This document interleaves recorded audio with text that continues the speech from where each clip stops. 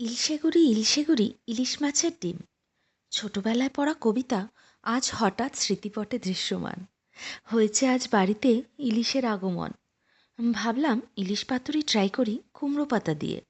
সর্ষে কাঁচা লঙ্কা বেটে দিলাম লবণ হলুদ মিশিয়ে। এদিকে ভালো করে লবণ জল দিয়ে ধুয়ে রাখলাম কুমড়ো পাতা। মাছগুলোকে 20 মিনিট মতন ম্যারিনেট করি দিয়ে সর্ষে বাটা।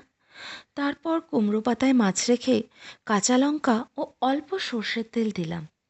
ভালো করে মুড়ে একটা টুথপিক দিয়ে আটকে নিলাম।